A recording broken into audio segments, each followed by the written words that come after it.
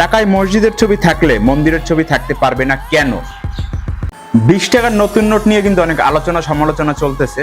তো 20 টাকার নোটের প্রসঙ্গে ফজলে রাব্বি ভাই একটা পোস্ট করছে। পোস্টটা আপনাদেরকে আমি পড়ে শোনাচ্ছি। টাকায় মসজিদের ছবি থাকলে মন্দিরের ছবি থাকতে পারবে না কেন? প্রশ্নটা যৌক্তিক, কারণ বাংলাদেশ একটি সেকুলার রাষ্ট্র। এখানে সব ধর্মের মানুষ বাস করে, তাই সব ধর্মীয় স্থাপনার সম্মানও রাষ্ট্রীয়ভাবে দেওয়া যেতে পারে। কিন্তু প্রশ্নটা উঠেছে তখন যখন 20 টাকার নোটে আগে ছিল 60 গম্বুজ মসজিদ, সেই জায়গাতেই এখন দেওয়া হয়েছে কান্তজির মন্দির। প্রশ্ন হলো, মসজিদের জায়গাতে কেন মন্দির? কেন 50 টাকার নোটে অন্য কিছু ছিল, সেখানে কেন দেওয়া হলো না? বা একদম কোনো নোটে কেন নয়, এমনকি 100-500 টাকাতেও দেওয়া যেত?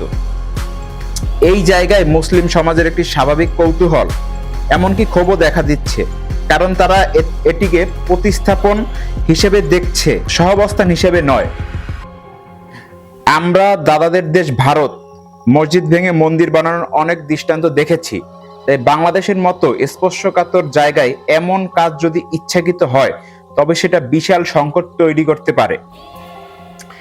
এটা কি নিছক নোটের ডিজাইন পরিবর্তন, নাকি মুসলিম জনসাধারণকে উস্কে দেওয়ার চেষ্টা, নাকি পরিকল্পিত কোনো প্ররোচনা?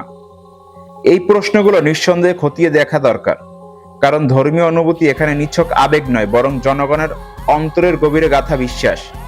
আমরা চাই শান্তি, সহাবস্থান, সম্মান, কিন্তু সম্মানের নামে এক পক্ষের জায়গা দখল করে আরেক পক্ষকে দিলে সেটা সম্মান নয়, বরং বিভাজন।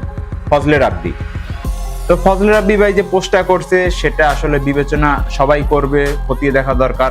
প্রশ্ন ছেড়ে দিলাম আম জনতার হাতে।